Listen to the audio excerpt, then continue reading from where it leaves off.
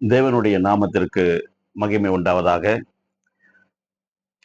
ஆண்டவராகிய இயேசு கிறிஸ்துவின் நாமத்தினாலே மீண்டும் ஒரு விசை உங்கள் அனைவரையும் என்னுடைய யூடியூப் சேனல் மூலமாக பார்ப்பதில் இறைவனுக்குள் நான் உள்ளபடியே மிகுந்த மகிழ்ச்சி அடைகிறேன்.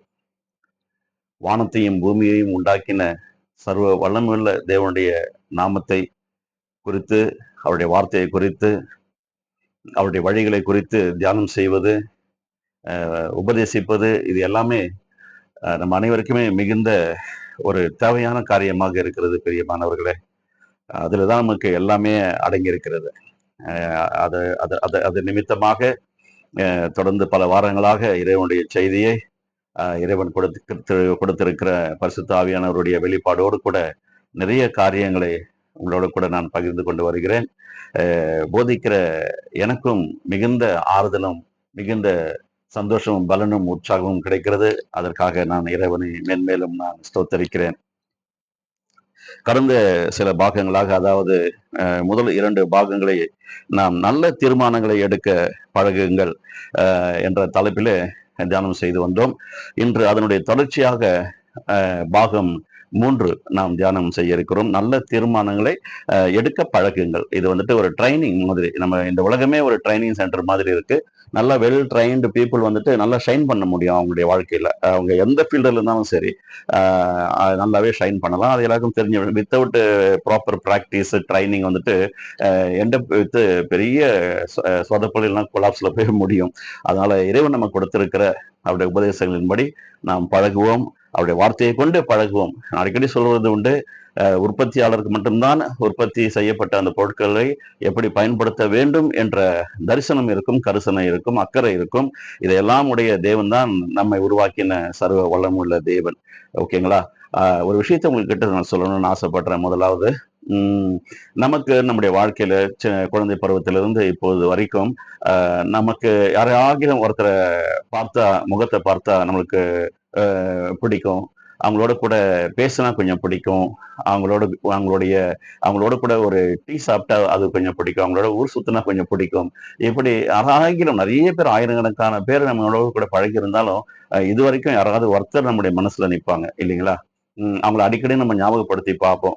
அது போல ஆட்கள் திடீர்னு ஒரு ஃபோன் பண்ணா, ஹலோ பிரதர் எப்படி இருக்கீங்க, ஹலோ சிஸ்டர் எப்படி இருக்கீங்க, நம்ம வந்துட்டு கேட்கறது ஒரு பழக்கம். இதெல்லாம் வந்துட்டு இயற்கையா எல்லாருக்குமே நமக்கு நடக்கிற ஒரு விஷயம்தான். எல்லாவற்றுக்கும் மேலாக 100 மடங்கள்ல, 1000 மடங்கள்ல, 1,00,000 மடங்கள்ல, கோடி மடங்கு ஒருவரை அடிக்கடி நாம் பார்க்க வேண்டும், அவரோடு கூட பழக வேண்டும், பேச வேண்டும், அவரோடு கூட ஒரே இடத்துல உட்கார்ந்து நம்முடைய உள்ளத்தில் இருக்கிறது எல்லாவற்றையும் அவரிடத்துல சொல்ல வேண்டும் என்பதெல்லாம் இருக்கும் என்று சொன்னால், எனக்கு தெரிந்து உங்களையும் என்னையும் சிருஷ்டித்த, ரட்சித்த, நமக்காக இந்த பூமிக்கு இறங்கி வந்து ஜீவனை கொடுத்த, நானே வழியும் சத்தியமும் ஜீவனமாய் இருக்கிறேன் என்று சொன்ன நம்முடைய மூத்த சகோதரன் தானாங்க இயேசுவானவர், இயேசப்பா. அவரை ஒவ்வொரு நாளும் இம்மானுவேல் என்னும் நாமத்தில பிதாவாகிய தேவன் நம்மோடு கூட இருக்கும்படிக்கு அவரை அனுப்பி தந்தார். இன்று அந்த நாமத்தில நம்மோடு கூட இருந்து கொண்டிருக்கிறார். எவ்வளவு ஒரு பெரிய மகிழ்ச்சியாக இருக்கிறது பாருங்கள். அவரோடு கூட நம்ம பேசுவது, அவரை பார்ப்பது, என்னுடைய முகத்தை நோக்கி பார்க்கிற முகம் பிரகாசமடையும், அது வெட்கமடையாது என்று சொன்னாரு. அப்படிப்பட்ட ஒரு வாழ்க்கைக்குள்ள நாம இனிமையாக வாழ்ந்து கொண்டிருக்கிறோம் என்று நான் சொல்ல ஆசைப்பட்டேன், சொல்லிவிட்டேன். இப்பொழுது கடந்த பாகத்துல உங்களுக்கு நான் நினைவு கூற வேண்டிய விஷயம் என்ன என்று சொன்னால், தாவீதை குறித்து 2 கடைக்குட்டிகளை குறித்து நாம் தியானம் செய்ய போகிறோம் என்று சொன்னேன். 2 கடைக்குட்டிகள் அல்ல, இப்பொழுது இன்னொரு கடைக்குட்டியும் சேர்த்தே நான் தியானம் செய்து கொண்டு வருகிறேன். 3வது கடைக்குட்டி, அவருடைய பெயர் என்ன, அவர் யார் என்பதையெல்லாம் வந்துட்டு அடுத்த பாகத்திலே நாம தியானம் செய்வோம். இப்பொழுது 2வது கடைக்குட்டி ஆகிய யோசேப்பை குறித்து நாம் தியானம் செய்ய இருக்கிறோம். அதற்கு முன்பாக கடந்த பாகத்தின் கடைசியாக சொல்லி முடித்த சில வேத வார்த்தைகளை மீண்டும் ஒரு விசை படித்துவிட்டு இன்றைய தியானத்திற்குள்ளே நாம் கடந்து செல்வோமாக. மன்னிக்கவும், 1 சாமுவேல் 17வது அதிகாரம் 46 மற்றும் 47 வசனங்களை நான் வாசிக்கிறேன். இன்றைய தினம் கர்த்தர் உன்னை என் கையில் ஒப்புக் கொடுப்பார். நான் உன்னை கொன்று உன் தலையை உன்னை விட்டு வாங்கி பெலிஸ்தருடைய பாளையத்தின் பிணங்களை இன்றைய தினம் ஆகாயத்து பறவைகளுக்கும் பூமியின் காட்டு மிருகங்களுக்கும் கொடுப்பேன். அதனால் இஸ்ரவேலில் தேவன் ஒருவர் உண்டு என்று பூலோகத்தார் எல்லோரும் அறிந்து கொள்வார்கள். கர்த்தர் பட்டயத்தினாலும் ஈட்டியினாலும் ரட்சிக்கிறவர் அல்ல என்று இந்த ஜனக்கூட்டம் எல்லாம் அறிந்து கொள்ளும். யுத்தம் கர்த்தருடையது, அவர் உங்களை எங்கள் கையில் ஒப்பு கொடுப்பார் என்றார். இதுதான் தாவீதுடைய ஒரு அபரிதமான ஒரு தீர்மானங்க. என்ன மாதிரி ஒரு பவர்ஃபுல் டிசிஷன் எடுத்தாரு பாருங்க. பாசிட்டிவ் எனர்ஜி அவருக்குள்ள 100% இருந்ததுங்க. அதனாலதான் அவருடைய மூத்த சகோதரர்கள் எல்லாம் இராணுவத்துல இணைந்து பணியாற்றி இருந்தாலும் கோடை போல இருந்திருக்கிறாங்க. அந்த கோலியாத் வரும்பொழுது அவன் கர்ஜிக்கிற சிங்கம் போல எவனை விழுங்கலாமோ என்று வகை தேடி சுற்றி திரிகிறான் என்று சங்கீதத்தை நாம் வாசிக்கிறோம் பாருங்க. அது போல அந்த கோலியாத் வந்துட்டு கர்ஜிக்கிற சிங்கம் போல, அவன் சிங்கம் இல்ல சிங்கம் போல கர்ஜிக்கிறான். இவங்க வந்துட்டு அதற்கு பயப்படுறாங்க. கடவுள் இவங்களோட கூட இருக்கிறார் என்பதை சுத்தமா மறந்துட்டாங்க போல. எவ்வளவு அழகா சொல்றத பாருங்க. கர்த்தர் வந்துட்டு ஈட்டியினாலும் பட்டயத்தினாலும் ரட்சிக்கிறவர் அல்ல. எதனால ரட்சிக்கிறவர்? நம்முடைய விசுவாசம். அவருடைய விசுவாசம் நமக்குள்ள இருக்கு பார்த்தீங்களா? அந்த விசுவாசம் இருந்தால் தேவனுடைய மகிமையை நிச்சயம் காண முடியும். அப்படிப்பட்ட ஒரு தீர்மானத்தை எடுத்தாரு. அதுக்கப்புறம் சவுல் ராஜா அவருக்கு சொன்னபடியே வந்துட்டு அவருடைய மகளையே வந்துட்டு அவருக்கு கல்யாணம் கட்டி கொடுக்கிறாரு. இதெல்லாம் வரலாறு. அப்புறமா நீங்க வந்துட்டு 1 சாமுவேல் 17வது அதிகாரத்தை, அதுக்கப்புறம் வரிசையா இருக்கிற அந்த 18வது அதிகாரத்துல நீங்க தொடர்ந்து வாசித்து பாருங்க. அந்த இடத்துல வந்துட்டு எவ்வளவு ஒரு அருமையான தேவன் வந்துட்டு தன்னுடைய மகனை மகிமைப்படுத்தினார். அதே போல தாவீது தன்னுடைய தேவனை எவ்வளவாய் மகிமைப்படுத்தினார். இஸ்ரவேல் இந்த பூமியில இருக்கிற ஜனங்கள் எல்லாம் இந்த பூமியிலே ஒரு தேவன் உண்டு என்பதை அறிந்து கொள்வார்கள் என்று சொல்றாரு. எப்படிப்பட்ட, நான் மட்டும் இல்லை, இந்த பூமியில இருக்கிற ஜனங்கள் எல்லாம் இஸ்ரவேலிலே ஒரு தேவன் உண்டு என்பதை அறிந்து கொள்வார்கள். இதுதாங்க. இப்படிப்பட்ட தீர்மானம் தான் வந்துட்டு வாழ்க்கையில வந்துட்டு கர்த்தருக்குள், அவருடைய வார்த்தைக்குள், அவருடைய திட்டமான தீர்க்கமான அறிவுரைக்குள் நம்ம இருந்து நம்முடைய வாழ்க்கையை கட்ட வேண்டும். அப்படி கட்டும்பொழுது நிச்சயமாக நல்லபடியா நம்முடைய வாழ்க்கையில வந்துட்டு ரிசல்ட் நம்ம பார்க்கலாங்க. ஆகவே இந்த காலை வேளையில வந்துட்டு உங்களிடத்துல நான் இன்னொரு கேரக்டர் நான் கொண்டு வர போறேன். அவர் தான் 2வது கடைக்குட்டி ஆகிய ஜோசப். ஜோசப்புடைய வாழ்க்கை ஆரம்பமாகுது பாத்தீங்கன்னா 17வது வயதுல இருந்து அவருக்கு ஒரு டேர்னிங் பாயிண்ட் ஸ்டார்ட் ஆகுது அவருடைய லைஃப். எப்பயும் எல்லாருக்கும், உங்களுக்கு எனக்கு கூட இறைவன் வந்துட்டு ஒரு டேர்னிங் பாயிண்ட் கொடுப்பாரு. அதுல இருந்து நம்ம வந்து கெட்டிமா பிடிச்சிட்டு மேல மேல போறதை பார்க்கணும். டேர்னிங் பாயிண்ட் வரும்பொழுது நிறைய பிரச்சனைகள் நடுவில் வருது. ஆனால் இறைவன் அவரோடு கூட இருந்ததுனால, நம்மோட கூட இருக்கிறதுனால எல்லாத்துலயும் இருந்து ஓவர் கம் பண்ணிட்டு போயிட்டே இருக்கிற மாதிரி நம்ம வந்துட்டு இருக்கலாம். அது இறைவனும் நமக்கு உதவி செய்வார். அவருடைய வார்த்தையின் மூலமாக நமக்கு தைரியத்தை கொடுப்பார், விசுவாசத்தை கொடுப்பார், பசுத்த ஆவியானுடைய பலத்தை கொடுப்பார். அதை கொண்டு நம்ம என்ன பண்ணலாம்? மேல மேல போயிட்டே இருக்கலாங்க. சரி, இவரை குறித்து நம்ம எங்க வாசிக்கலாம்னு பாத்தீங்கன்னா, ஆதியாகம புஸ்தகம் 37வது அதிகாரம் 2வது வசனத்துல நம்ம அவரை குறித்து நம்ம பார்க்கிறோம்.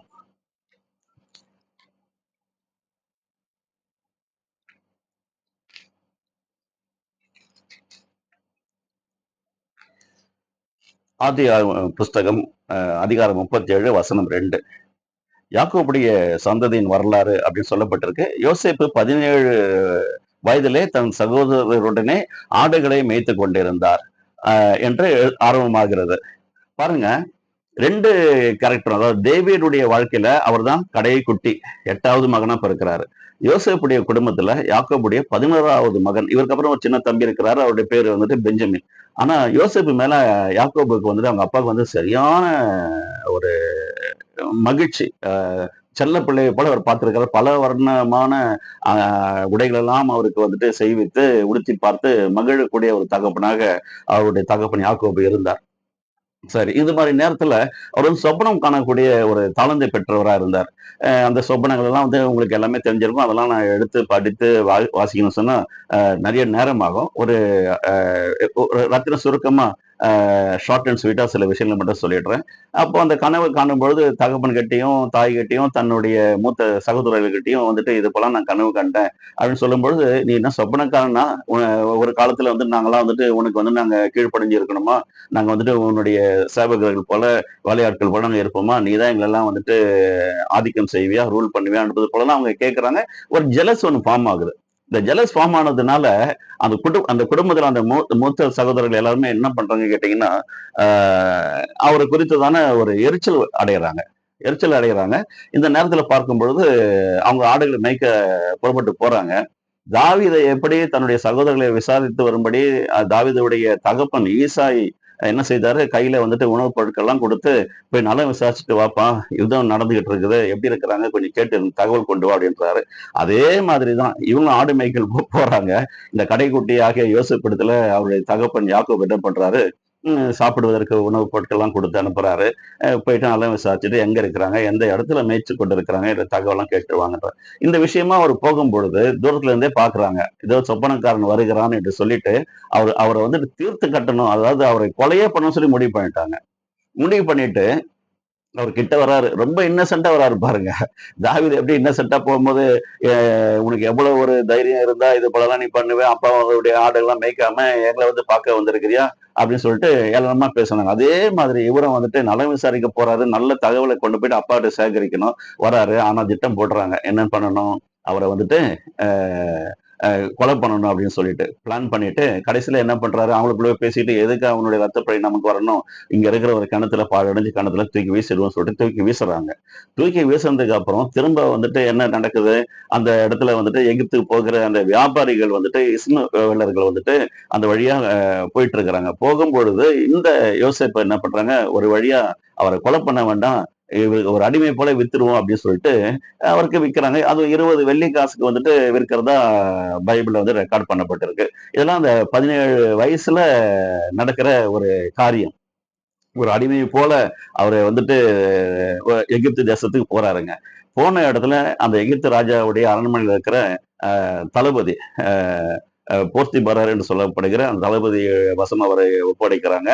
அவருடைய அ அண்டர்டேக்கிங்ல அவரு இருந்து ராஜாவுடைய அந்த அரண்மனையில சர்வீஸ் பண்ணிட்டு வராரு.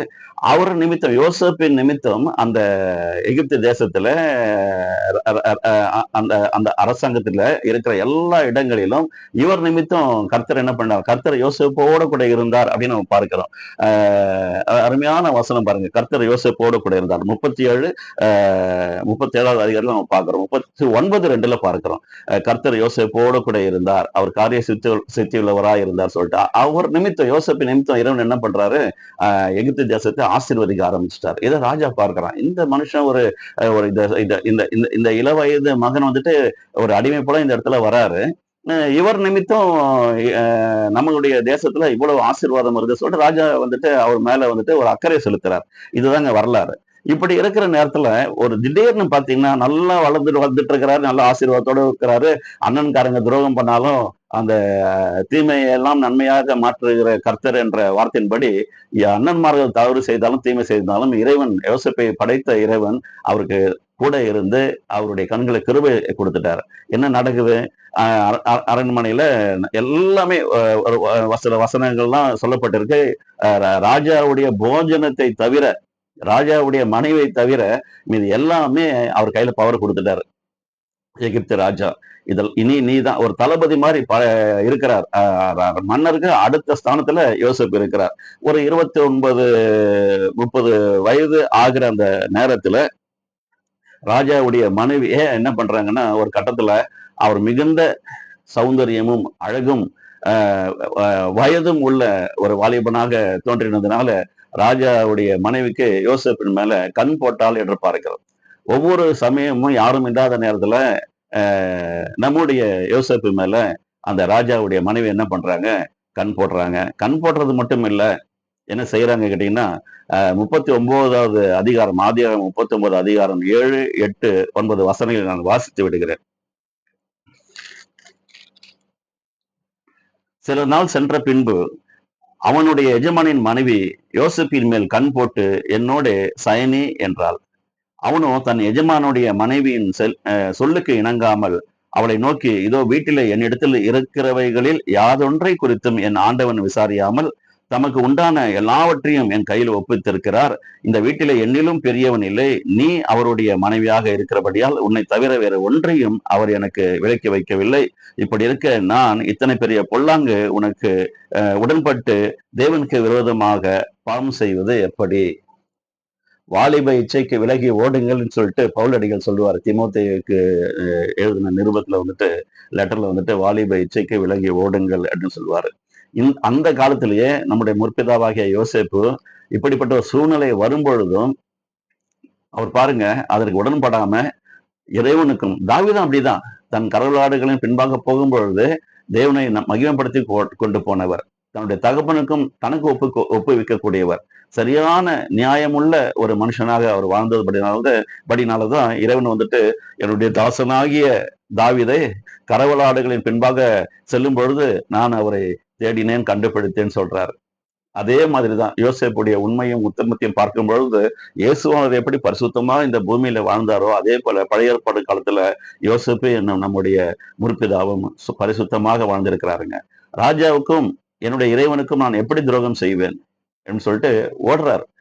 இது வந்து ஒரு நாள் 2 நாள்ல நடந்த நிகழ்ச்சியா அங்க சொல்லப்படல. அந்த மாதிரி தொடர்ந்து அவர் என்ன பண்றாங்க, பலவந்தம் பண்றாங்க. ஆனா அந்த பலவந்தத்துக்கு அவர் ஒப்பு கொடுக்காம என்ன பண்றாருங்க, விட்டுட்டு ஓடுறாரு. ஓட சமயத்துல அந்த அம்மா வேற வழி தெரியாம இவனை எப்படியாகி இந்த வீட்டை விட்டு அனுப்பணும், இந்த நாட்டை விட்டு அனுப்பணும்னு சொல்லிட்டு ராஜா கிட்ட வந்துட்டு பொய்யான தகவலை கொடுக்குறாங்க. பொய்யான தகவல் வந்துட்டு 37வது அதிகாரம் ஃபுல்லா நீங்க வாசித்து பார்த்தீங்கன்னா, அதுல வந்துட்டு என்ன மாரி எல்லாம் அந்த அம்மா சொல்றாங்க. அவருடைய அவர் தப்பிச்சு போனா போதும்னு பார்க்குறாரு. ஆனா அவருடைய உடையே இந்த அம்மா வந்துட்டு பிடிச்சு வச்சுக்கிட்டு, இவரு தான் என்ன பலவந்தம் பண்ண வந்தாரு. நான் வந்துட்டு அலறுனேன், பயந்துட்டேன், கத்திட்டேன். அதுதான் நீங்கலாம் வந்தீங்க. இது போல ஒரு பையனை வந்து இங்க வச்சிருக்கலாமா? அப்படின்னு சொல்லிட்டு கோல் மூட்டுறாங்க. கடைசியில ராஜா வந்துட்டு அவரு டவுட் பட்டாப்போல எனக்கு தெரியல. அவர் நல்லவர் இப்படி இல்லைன்னா தலையை கூட வெட்டியிருக்கலாம். அந்த காலத்துல தலை சீவுவதெல்லாம் ராஜாக்களுக்கு வந்து சர்வசாதாரணமான விஷயம். ஆனா அவர் என்ன நினைச்சாரு தெரியல. இல்ல இறைவன் அவருக்குள்ள பேசினாரான்னு தெரியல. சில நல்ல ராஜாக்களும் இருந்திருக்கிறாங்க இந்த பூமியில. நிறைய கெட்ட ராஜாக்களும் இருந்திருக்கிறாங்க. இவர் ஒரு நல்ல மனுஷனா எனக்கு தெரியுது. என்ன பண்றாரு, சிறைச்சாலையில கொஞ்ச நாள் உள்ள வைக்கிறார். இந்த சிறைச்சாலையில இருந்ததுக்கு அப்புறம் தேவன் அவரோட கூட இருந்ததுனால, அவன் காரிய சித்தி உள்ளவராக இருந்ததுனால அவர் என்ன பண்றாரு, திரும்ப ராஜா ஒரு சொப்பனம் காணும் பொழுது அந்த சொப்பனத்தை விவரிக்க யாராலையும் முடியல. ஏதோ ஒரு சூழ்நிலையில யோசேப்புக்கு வந்து அந்த தகவல் வருது. தகவல் வந்த உடனே அந்த சொப்பனத்தை நான் வந்துட்டு விளக்குகிறேன்னு சொல்லிட்டு சொல்றாரு. உடனே வந்துட்டு நான் ஜெயிலர் என்ன பண்றாரு, அந்த தகவலை எடுத்துக்கிட்டு இது போல நம்ம வந்து சிறைச்சாலையில ஒரு சகோதரனை வச்சிருக்கிறோமே, அவர் வந்துட்டு ராஜாவுக்கு கண்ட சொப்பனத்தை வந்துட்டு யாராலையும் விவரிக்க முடியல, உங்களால சொல்ல முடியுமான்னு கேட்டா நான் சொல்றேன்னு சொல்றாரு அப்படின்னு தகவல் கொடுக்கிறாரு. வெளியே கொண்டு வர சொல்றாங்க. ராஜா சொன்ன அந்த விஷயங்கள் எல்லாம் பார்க்கும் பொழுது அவர் என்ன சொல்றாரு, 7 வருஷம் எகிப்து தேசத்துல பயங்கரமான பஞ்சம் வரும், உலகம் முழுவதும் பஞ்சம் வரும், ஜனங்கள் உணவு பஞ்சம் ஏற்பட்டு ஜனங்கள் வந்துட்டு மாண்டு போவார்கள். ஆகவே இந்த பஞ்சத்துல இருந்த இறைவன் வந்துட்டு நம்முடைய தேசத்தையும் இந்த உலக மக்களையும் காப்பாற்றுவதற்காக இப்படிப்பட்ட சொப்பனத்தை ராஜாவே உமக்கு கொடுத்திருக்கிறார் என்று சொல்லுகிறார். கர்த்தர் யோசேப்போட கூட இருந்தார். அவர் காரிய சித்தி உள்ளவராய் இருந்தார் சொல்லப்பட்டிருக்குது பாத்தீங்களா? யோசேப்பு மட்டும் இல்லைங்க. நீங்களும் நானும் கர்த்தரோடு கூட இருந்தால், நாமும் என்ன பண்ணலாம்? காரிய சித்தி உள்ளவர்களாக இருப்போம். நல்ல ஞானத்தை பெற்று இந்த பூமியில வாழ முடியும். நல்ல அறிவோடு கூட இந்த பூமியில வாழ முடியும். இது போன்ற ராஜாவுடைய மனைவி அந்த மாதிரி நினைச்சானா என்ன வேணா செய்யலாம். அவ்வளவு பவர் அவர் அந்த மனுஷங்க இருக்கு. ஆனா இவர் என்ன பண்றாரு? இது மாதிரி சின்ன சின்ன இந்த சில்லறை வேலையெல்லாம் நான் இறங்கக்கூடாது. தேவன் எனக்கு கொடுக்கப்பட்ட அந்த அழைப்பை நோக்கி பின்னானவைகளை மறந்து முன்னானவைகளை நாடி இலக்கை நோக்கி தொடர்கிறேன் என்று பவுலடிகள் சொன்னார் பார்த்தீங்களா? அதே மாதிரி அதே மாதிரி ஒரு நல்ல தீர்மானத்தை யோசிப்பு அந்த நாளில் எடுத்ததுனால அந்த வாலிப இச்சைக்கு உட்படாமல் விலகி ஓடி போனாரு பாருங்க. Justin Prabhakaran rainbow church senior pastor சொல்லுவார், வாலிப இச்சைக்கு விலகி ஓடுன்னு சொல்லி இந்த பக்கம் சொன்னா சிலர் ரிவர்ஸ்ல ஓடுவாங்க அப்படின்னு சொல்லிட்டு ஒரு கிண்டல் அடிப்பார் அவர். அதெல்லாம் நான் அவருக்கு அப்புறம் அவர் இறந்ததுக்கு அப்புறம் அந்த செய்தியெல்லாம் நான் வாங்கி கேட்டு ரொம்ப சந்தோஷப்பட்டேன். இப்படி தேவன் வந்துட்டு நம்ம வந்துட்டு பசுத்தமாக வாழ்வதற்குண்டான எல்லா விதமான அறிவுரையையும் அவருடைய மேனுவல் மூலமாக நமக்கு கொடுத்திருக்கிறார். அதை புரிந்து கொண்டு யோசேப்பு மிகவும் அழகாக சிறப்பாக செயல்பட்டு தன்னுடைய அந்த கற்பை அவர் காப்பாற்றி கொண்டார் என்றுதான் சொல்ல வேண்டும். கடைசியாக அந்த மனுஷி ஒரு கில்ட்டில இருந்திருப்பாங்க, அந்த அம்மா உயிரா இருந்தாங்களா இறந்தாங்களான்றதுதான் தெரியாத தகவல் கிடையாது. ஆனா இப்படிப்பட்ட திருமணம் எடுத்ததுனால இறைவன் அவருக்கு ஒரு அடுத்த ஸ்டெப்புக்கு அடுத்த ரிவார்டுக்கு கொண்டு போறார். சொப்பனத்துக்கு வந்துட்டு விளக்கத்தை கொடுத்த மாத்திரத்துல என்ன மாதிரி ஏற்பாடு செய்யணும்னு சொல்றாரு பாத்தீங்கன்னா, 7 வருஷம் மழை இருக்காது, விளைச்சல் இருக்காது, அதனால பஞ்சம் இருக்கும். அந்த அந்த நாட்கள் வருவதற்கு முன்பாக நம்முடைய தேசத்துல விளைகிற எல்லா பொருட்களையும், அந்த அண்டை தேசத்துல விளைகிற எல்லா பொருட்களையும் நம்ம என்ன பண்ணணும், வாங்கி சேர்த்து வைக்கணும். அடுத்த 7 ஆண்டுகளுக்கு வந்துட்டு நம்மளுக்கு வந்துட்டு பஞ்ச உணவு பஞ்சம் ஏற்படும் அப்படின்னு சொல்றாரு. இப்படிப்பட்ட ஒரு தீர்க்கமான ஒரு திட்டத்தை அவரு வந்து பட்டியல் போட்டு கொடுத்ததுனால, ராஜா என்ன பண்றாரு, "நீ நீ நினைக்கிறபடி, நீ சொன்னபடியே செய்ய ஆரம்பிச்சிருப்பா" அப்படின்றாரு. ஃபுல்லா பார்த்தீங்கன்னா, அ ஹார்வெஸ்ட் அத கொண்டு போய் என்ன பண்றாங்க, கொள்முதல் பண்றாங்க. அத வந்து களஞ்சியங்கள்ல கொண்டு போய் சேர்த்து வைக்கிறாங்க. கனவு கண்டது போலயே யோசேப்பு அதற்கு அந்த வியாக்கியானம் பண்ணினது போலவே அந்த கனவுக்கு பஞ்சம் ஆரம்பமாகிறது. உணவு பஞ்சம் ஏற்படுகிறது. யோசேப்புடைய தகப்பன் வீட்டாருக்கு கூட அவருடைய மூத்த சகோதரர்கள் எல்லாருமே வந்துட்டு இவரிடத்துல ஒரு கட்டத்துல என்ன பண்றாங்க, உணவு கேட்டு வருகிறாங்க. அந்த ஹிஸ்டரி எல்லாம் உங்களுக்கு தெரியும். அந்த 37வது அதிகாரத்துல இருந்து 50வது அதிகாரம் வரைக்குமே யோசேப்பை குறித்து தான் அதிகமா சொல்லப்பட்டிருக்கு. அவர் எப்படி உள்ள வந்தார். 110 வயதுல யோசேப்பு வந்துட்டு மரிக்கிறாருங்க. 110வது வயசுல 50வது அதிகாரம் 26வது வசனம் நம்ம பார்க்கும் பொழுது 110 வயதுள்ளவராய் அவர் மரித்தார் என்று பார்க்கிறோம். அதே போல 30 வயசுல அவருக்கு திருமணம் ஆகிறதா வேதத்துல நம்ம பார்க்கிறோங்க. 41வது அதிகாரம் 46வது வசனம். அதாவது ஆதியாகம புஸ்தகம் 41, 46ல பார்க்கும் பொழுது எதுக்கு சொல்ல வரேன்னு கேட்டீங்கன்னா, இவ்வளவு ஒரு இறைவனோடு கூட ஒரு மனுஷன் இருக்கும் பொழுதுதான் அவனுக்கு அந்த காரிய சித்தியே வருகிறது பாருங்க. எவ்வளவு ஞானமா செயல்படுறாரு. அவர் எங்க இருந்தாலும் வந்துட்டு ஒரு தீமையான காரியங்களை செய்கிறவரே இல்ல. அண்ணன்கள் வந்து தீமை செய்யும் பொழுது கூட தம்பியாகிய இவர் என்ன பண்றாருன்னா, ஒவ்வொரு குடும்பத்திலும் இருக்கிற அண்ணன் மர்களுக்கெல்லாம் கூட இந்த செய்தி வந்துட்டு நிச்சயமா வந்துட்டு போய் சேரணும். இறைவனுடைய கிருபையில. உங்களுக்கு அடுத்து பிறந்தவங்க எல்லாம் கொஞ்சம் வந்துட்டு அரவணைச்சு கொண்டு போங்க. அவங்களையும் அவங்க மேல அன்பு செலுத்தி கொண்டு போங்க. முதல் குடும்பத்திலேயே காயின் வந்துட்டு எழும்பி தன்னுடைய தன்னுடைய சகோதரனை கொன்னு போடுறாரு. ஆபேலை கொன்னு போடுறாரு. இப்படி நான் நெறைய பார்க்கும் பொழுது, முன்னாடி பொறந்தவங்க எதுக்கு பின்னாடி பொறந்தவங்கள வந்துட்டு அவ்வளவு இளக்காரமா ட்ரீட் பண்றாங்கன்னு தெரியல. தாவீதுடைய குடும்பத்துல கூட பார்த்தீங்கன்னா, மூத்த சகோதரர்கள் எல்லாருமே வந்துட்டு இவர் தான் கடைக்குட்டி. அவர இளக்காரமா ட்ரீட் பண்றாங்க. ஆனா, அவங்களுக்கு முன்னாடி அவர ர ர ர எ எ எ நம்முடைய தேவன் வந்துட்டு அவர் என்ன பண்றார், சவுலுக்கு அடுத்து இஸ்ரவேலை ஆளுகை செய்யக்கூடிய ராஜாவா உயர்த்திட்டார். சாமுவேல் தீர்க்கதரிசி தான் வராரு.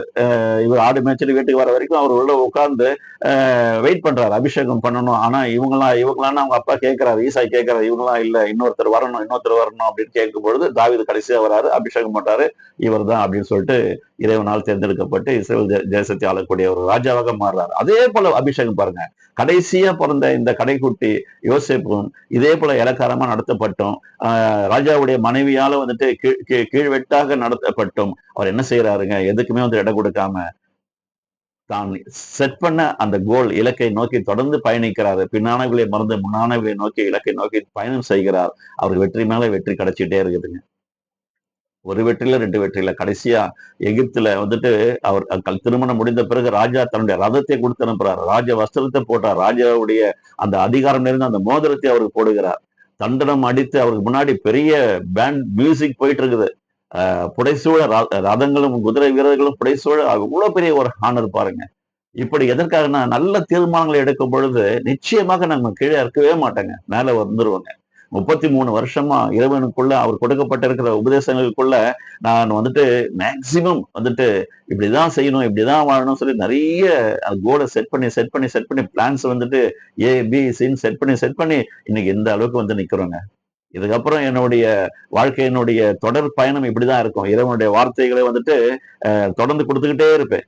ஒரு காலத்துல வந்துட்டு ஒரு 5½ வருஷம் நியூ ஜெனரேஷன் சர்ச் அப்படின்ற சபையை நடத்திட்டு வந்தவன். அப்ப நான் பிசினஸும் பண்ணிட்டு இருந்தேன். வியாபாரத்து நிமித்தம் வெளியூருக்கும் போகணும், வெளிநாட்டுக்கு போகணும், சனிக்கிழமை வீட்டுக்கு வந்துட்டு இறைவனுடைய வார்த்தையில தியானம் செய்ய உட்காரணும், சபையை நடத்தணும். எனக்குள்ள ஒரு பெரிய போராட்டம் இருந்தது. 2 குதிரையின் மேல நம்ம சவாரி செய்ய முடியாது. 2 படகுகளை மேல ஒரே நேரத்துல சவாரி செய்ய முடியாது. வசனங்கள் பார்க்கிறோம் யாக்கோபு எழுதின நிருபத்துல எல்லாம். அதனால என்ன பண்ணேன், ஒண்ணு என்னுடைய பிசினஸையும் பார்த்துட்டு என் குடும்பத்தை நான் வந்துட்டு நடத்திடுறேன்ப்பா. அவங்கள வந்துட்டு முதல்ல கரையேற்றதுக்கு அப்புறம் நான் உங்களுடைய ஊழியத்தை செய்ய நான் முழு நேர ஊழியம் ஊழியக்காரனா நான் வரேன் அப்படின்னு சொல்லியிருந்தேன். இன்னைக்கு எல்லா விதமான சூழ்நிலைகளையும் எனக்கு சாதகமாக இறைவன் செய்து கொடுத்ததுனால அவருடைய வார்த்தையை மிகவும் உற்சாகமாக நான் உங்களிடத்துல பேசிக் கொண்டிருக்கிறேன் பிரியமானவர்களே. 2 தீமோத்தேயு 2வது அதிகாரம் 22வது வசனம். பொல்லாத இச்சைகளை விட்டு ஓடி நீதியையும் விசுவாசத்தையும் அன்பையும் சமாதானத்தையும் சாந்தமுள்ளவர்களோடு கூடிய மனதோடு கூட பற்றுங்கள் என்று அவர் சொல்றார்.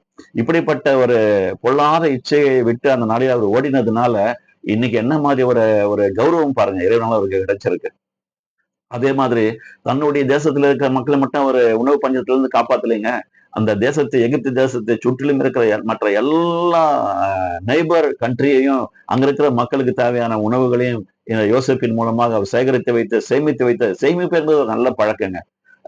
அது வந்து சிறுக விதைக்கிறவன் சிறுக அறுப்பான், பெருக விதைக்கிறவன் பெருக அறுப்பான்னு சொல்லப்பட்டிருக்கு. சேமிப்பு கூட வந்துட்டு சிறுக சிறுக சிறுக சிறு துளி பெருவெள்ளம்னு சொல்லுவாங்க. சிறுக சிறுக நம்ம சேர்க்கும் பொழுது முதல்ல எல்லாம் பாத்தீங்கன்னா என்னுடைய அப்பா விட்டுட்டு போனதுக்கு அப்புறம் எங்க அம்மாவுக்கு வந்துட்டு ஒரு கழுத்துல ஒரு தங்க செயின் வாங்கி கொடுன்னு ஒரு ஆசை. அப்ப நான் ரொம்ப சின்ன பையன், எனக்கு ஒரு 18 வயசு 19 வயசு இருக்கும்.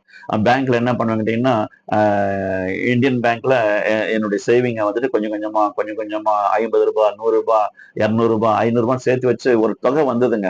ஒரு 10,000 12,000 வந்தது. ஆனா நான் சொல்றது ஒரு 30 வருஷத்துக்கு முன்ன. அப்ப அழகா டி நகருக்கு கொண்டு போயிட்டு ஜுவல்லரி ஷாப்ல எங்க மதருக்கு வந்துட்டு ஒரு செயின் வாங்கி கொடுத்தேன். கோதுமை டிசைன் சொல்லுவாங்க அப்போ. அந்த டிசைன் அவங்களுக்கு என்ன சந்தோஷம். எதுக்கு சொல்ல வரேன்னு கேட்டீங்கன்னா, சேமிப்பு என்பது மிக மிக மிக மிக முக்கியம். என்னுடைய பெருமை சொல்வதற்காக அல்ல. நம்முடைய முற்புதாக்களுடைய பெருமையும் சொல்லணும், எங்களுடைய சாட்சியும் சொல்லணும். இன்று நம்முடைய சமுதாயத்துல, நம்முடைய தேசத்துல, நம்முடைய பகுதியில ஊழியம் செய்கிற ஊழியக்காரர்களுடைய வளர்ச்சி எப்படி இருக்கிறது, அவர்கள் எப்படிப்பட்ட தீர்மானங்கள்லாம் எடுத்தார்கள், தேவன் எப்படி ஒருத்தருக்கு மட்டும் அற்புதங்கள் செய்கிறவர் இல்லைங்க நம்ம தேவன்.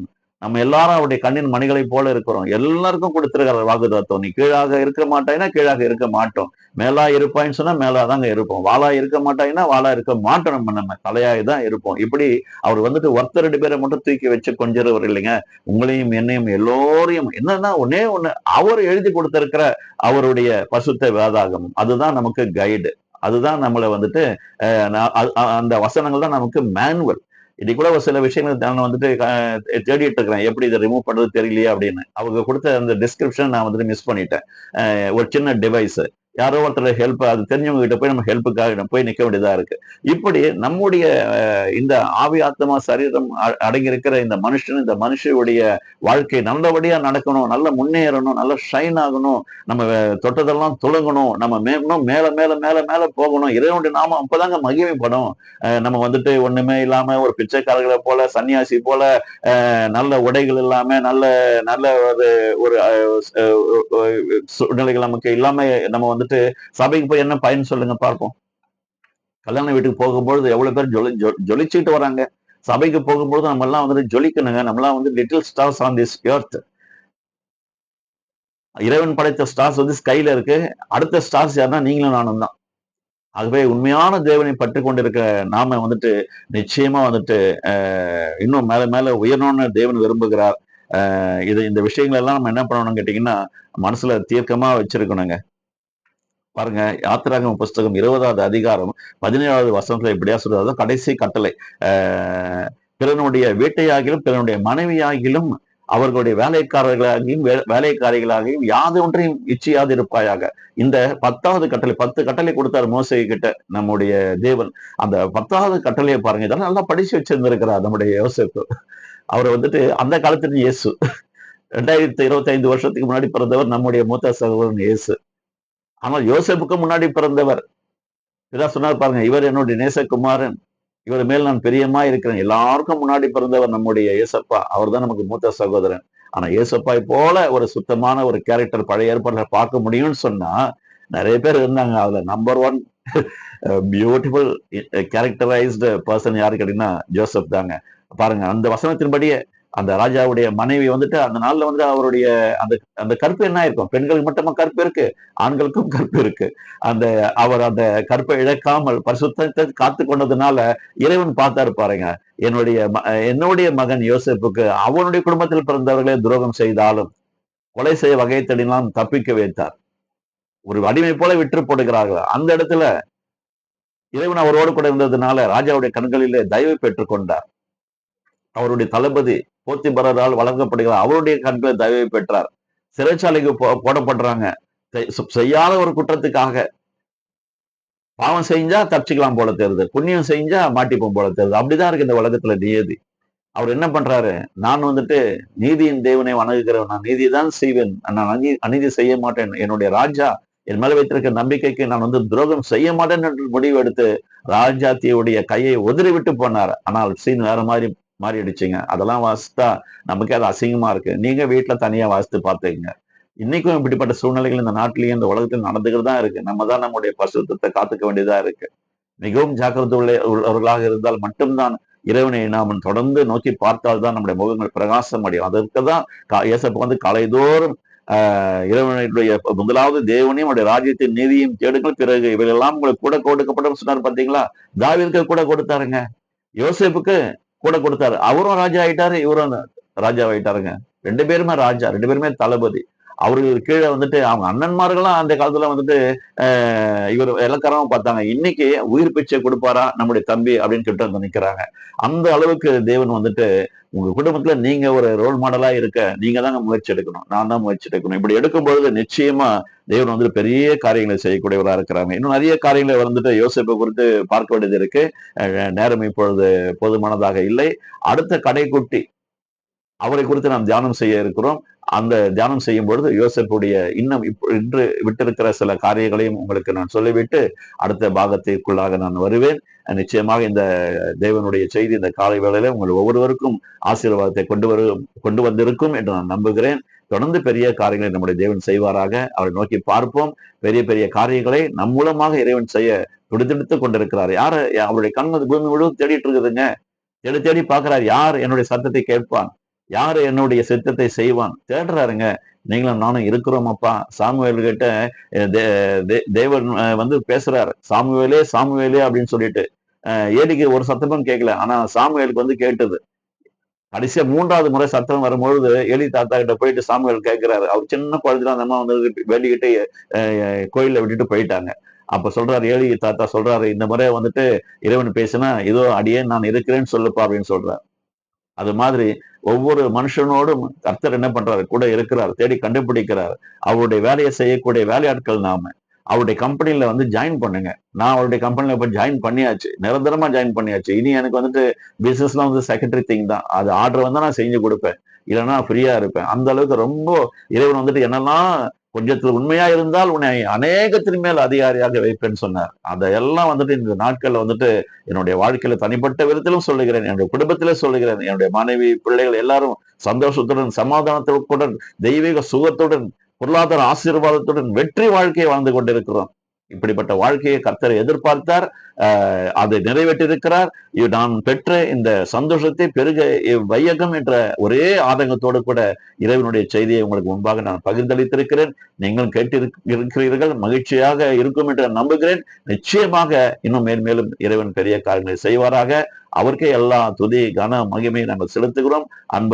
அன்பரும் இரட்சகரும் மீட்பருமாய் இருக்கிற எங்கள் இயேசு அண்ணனுடைய நாமத்தில பரிசுத்த ஆவியானவருடைய ஒத்தாசையோடு உதவியோடு கூட ஜெபித்து வேண்டிக் கொள்கிறோம். எங்கள் ஜீவனுள்ள நல்ல பிதாவே. ஆமேன், ஆமேன். God bless you all. மீண்டும் சந்திப்போம்.